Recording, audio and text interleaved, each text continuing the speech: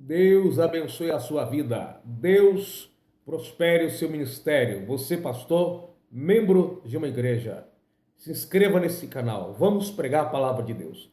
Neste momento, este canal tem alcançado 71 países em todo o mundo.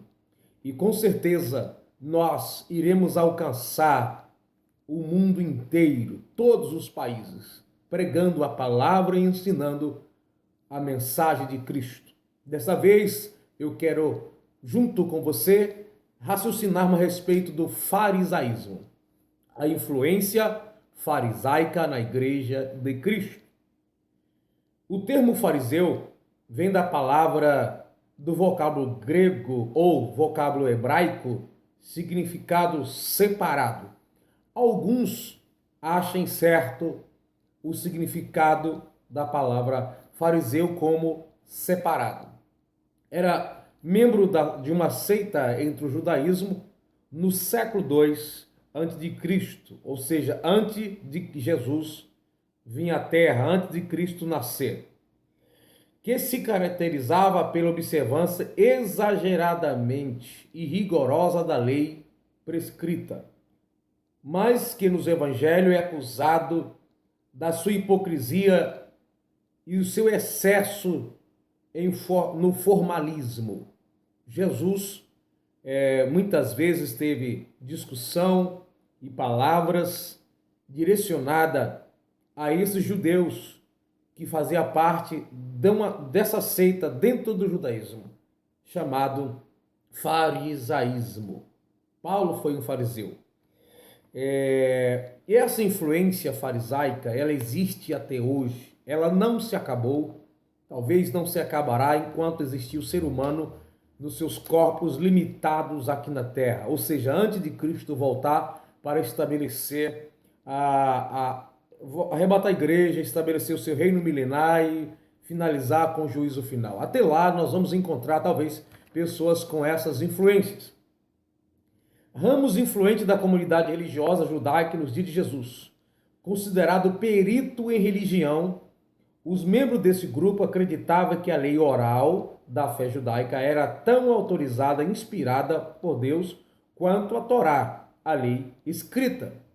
Os ensinamentos que eles tinham através dos mestres, dos rabis, falado entre o povo, as suas tradições, eles consideravam ela com a mesma autoridade divina, igualmente a lei de Deus escrita. Em consequência, obedecia com muito rigor às leis de Deus, bem como toda a tradição interpretativa que havia estabelecido. A eles, Jesus reservou algumas das críticas mais severas. Foram os fariseus mais criticados por Jesus, esses religiosos, nos dias que Cristo esteve aqui na terra por 30 e poucos anos.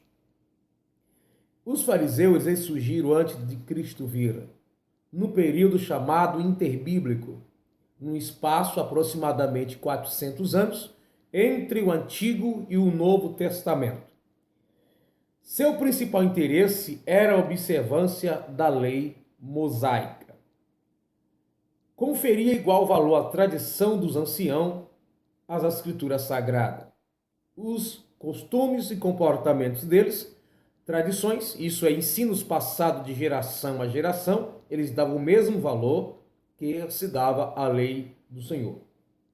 Eles criam na existência de anjos, tinha outras seitas no dia de Jesus que não acreditavam. Eles acreditavam na existência de anjos e demônios.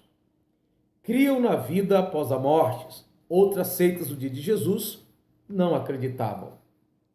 Davam grande ênfase ao aspecto prático de seus ensinamentos, como a oração, o arrependimento e as obras assistenciais. Essa questão do farisaísmo, na prática, hoje não existe pessoa chamada de fariseu, nenhuma seita com esse nome que eu saiba, né? Pelo menos aqui no nosso país, aqui no Brasil, nós não sabemos. Mas existem pessoas que têm uns comportamentos muito parecidos. Os fariseus, no capítulo 23 de Mateus, é onde você vai encontrar as repreensões mais duras e severas de Jesus contra este grupo, essa seita herética dos dias de Jesus, que vivia mais observando o Cristo. Se viesse falhar, isso é contra a lei de Deus e contra a lei de Moisés, ou seja, contra a lei de Deus e contra as tradições. A lei de Moisés e a lei de Deus se dá na mesma coisa, porque a lei que chamamos a lei mosaica foi a lei que Deus deu a Moisés. Mas fora as leis que Deus deu para Moisés, os rabínicos, os anciões, tinham centenas de tradição. Uma das coisas que eram terríveis neles era, e que nós vemos hoje, vamos trazer para a vida prática. O farisaísmo valoriza mais a tradição do que a família. A tradição são costumes, talvez ministeriais, ou de igrejas, ou familiares. Mas nesse caso, tradição religiosa, que passa de geração a geração. Esse costume de valorizar mais a tradição do que a família é porque muitas vezes as pessoas entendem a tradição como algo profundo, de profundo significado e valioso, não para a vida, apenas para o ser humano, mas para o próprio Deus. Por isso, se entende a tradição como algo que precisa ser guardado, protegido e defendido e até divulgado. Então nós vemos muitas pessoas hoje que diz ser cristão, que são servos de Deus, mas os costumes tradicionais, que não são doutrinas, dá um valor para a obediência desses mandamentos, desses costumes, mais do que própria palavra de Deus. Por exemplo, a Bíblia diz para a gente honrar pai e mãe. Os fariseus, se tivessem uma oferta e eles tivessem consagrado aquela oferta a Deus, e seu pai e sua mãe estivessem passando por necessidades, eles jamais iam se dispor dessa oferta, desse dinheiro, uma ovelha, para socorrer os seus pais. Sendo que a Bíblia diz honrar pai e mãe. Jesus condenou os fariseus por causa desse comportamento. Um dia eu ouvi uma pessoa dizendo o seguinte, que se estivesse em casa e chegasse alguém da sua família para ali visitar, a pessoa viajou para visitar, e chegasse a hora do culto na sua igreja, que ele deixaria a família para lá, deixar a família em casa e ia para a igreja a si mesmo. Nós precisamos entender uma coisa. Deus, podemos compreender que Ele é acima de todas as coisas. Depois de Deus, a família, ela é prioridade. Por quê? Porque a igreja é constituída de família e não a família constituída da igreja ou pela igreja. Então existe igreja porque existe família. Então a família é prioridade em relação à igreja. Cultuar, eu vou no próximo culto, a família veio de longe, nem sempre pode estar comigo. Deus vai compreender. Se eu falar, hoje eu não vou à igreja, ao templo, hoje eu vou orar aqui com minha família, eu vou conversar com minha família, vou ganhar a minha família para Jesus. Então, os fariseus tinham o costume de valorizar as tradições, os costumes, mais do que a própria família. Se a família fosse sofrer prejuízo, mas nisso ele estivesse achando que estaria agradando a Deus nos seus costumes, ficaria com seus costumes. Outra coisa que se encontra muito nos fariseus, ou que se encontrava nos fariseus, era a hipocrisia, era dos povos mais hipócritas nos dias de Jesus. Jesus disse, faça o que eles estão ensinando, mas não faça o que eles fazem. Isso, ou seja, eles ensinam uma coisa e vivem outra. Isso é hipocrisia, fingimento. Um homem, uma mulher, a pessoa que é religiosa, geralmente te surpreende. Por quê? Ela não é aquilo que aparece ser. É negativo, mas apresenta ser positivo. Alguns comportamentos. Vejamos algumas posturas e demonstrações quando se fala do monopólio, do exclusivismo. Os fariseus tinham esse comportamento que algumas pessoas têm hoje também. Por exemplo, nas orações, muitas vezes nós nos comportamos como ele. Nas nossas orações, demonstramos essa ideia às vezes. Quando falamos com Deus para abençoar a igreja que congregamos e omitimos a demais. Então vamos orar pela igreja de Jesus no mundo? Oramos em nome de Jesus, apenas pela placa que nós pertencemos. Sendo que a igreja de Jesus ela não é constituída apenas pelo ministério que você pertence. Existem muitos ministérios, mas a Igreja de Jesus é uma. Então, na própria oração, muitas vezes, vamos orar pela Igreja de Jesus no mundo, eu vou citar o nome da igreja e incluo apenas a igreja que pertence ou ministério que está por aí no mundo ou no Brasil. Então, esse é um comportamento errado, porque a Igreja de Jesus ela não tem placa. Quando uma pessoa quer congregar em outro lugar, que não é o nosso ministério, fazendo o máximo esforço para falar mal daquela igreja que a pessoa está interessada aí. Às vezes a pessoa está congregando com a gente e que ela quer sair daquela congregação e quer ir para outro ministério. Nós queremos, é claro, que a pessoa continue conosco. Mas, no nosso comportamento, como só nós, né, nós no sentido geral, parece que apenas a igreja que eu pertenço que é boa, se alguém disser que vai congregar em outro ministério, eu tento criar um empecilho e falar mal daquela igreja que a pessoa está querendo ir. Porque eu entendo que só a igreja que eu congrego é a igreja verdadeira, é a igreja que agrada a Deus. Quando evangelizamos uma pessoa, a nossa indicação é sempre para a igreja que pertencemos. Olha, tem lugar que estamos evangelizando que nem tem a placa que eu congrego, que você congrega.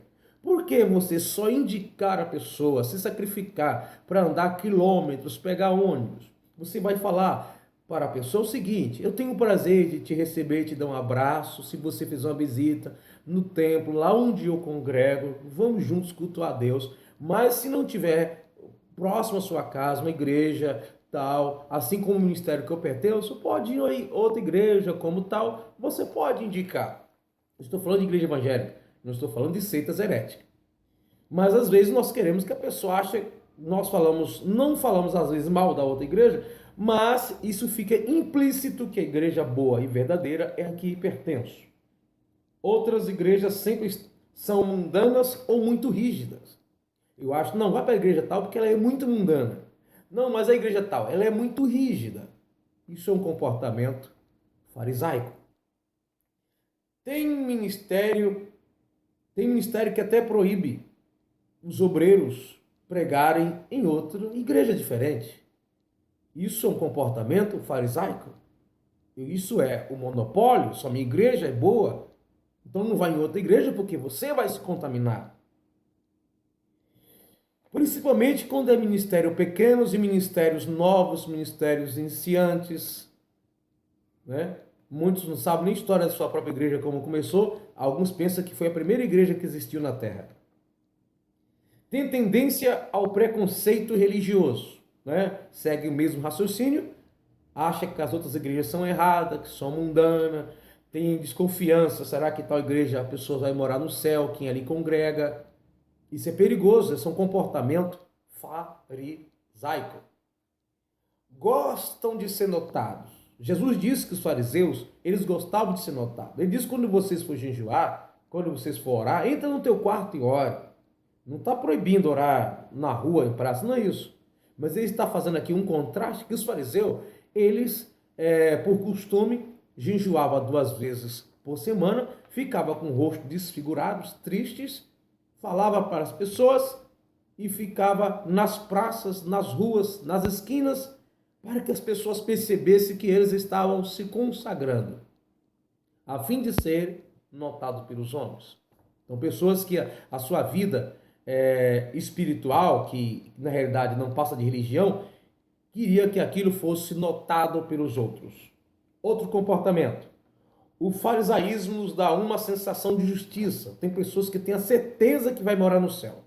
Não confiando no sacrifício, não confiando em Cristo, na salvação adquirida pelos méritos da cruz, pela graça. Ele até acredita que pela graça ele é salvo, mas acreditando na sua justiça, na sua própria fidelidade. Então a pessoa segue a Deus e quando alguém fala assim, quem aqui tem a certeza da salvação? Ele não pensa primeiro, confio no sacrifício de Jesus. Mas ele lembra primeiro assim, não, pela misericórdia de Deus eu tenho sido fiel. É a sensação de justiça. Isso é farisaísmo, porque podemos até ser fiel a Deus, nos dedicar, mas se não for pela graça de Deus, jamais entraremos no céu. valoriza coisas pequenas, despreza o importante. É outra marca do farisaísmo. As pessoas têm o hábito de valorizar mais uma tradição ministerial, uma gravata, um paletó, uma saia, um vestido, do que o que a doutrina bíblica nos oferece. Nós vemos tanta preocupação por aí. Por exemplo, hoje a indecência está invadindo as igrejas e muitos pastores não se incomodam com isso. Mas aí se vai uma irmã com uma calça comprida, não estou falando calça indecente, colada, estou falando simplesmente ser calça. Não é permitido ir aos cultos em muitas igrejas. Tudo bem, cada igreja tem o seu costume. Se a igreja não permite calça comprida para o culto, ela tem o direito, talvez, de fazer isso. Mas desprezar isso, achar que isso é errado diante de Deus, não é aceitável a calça comprida.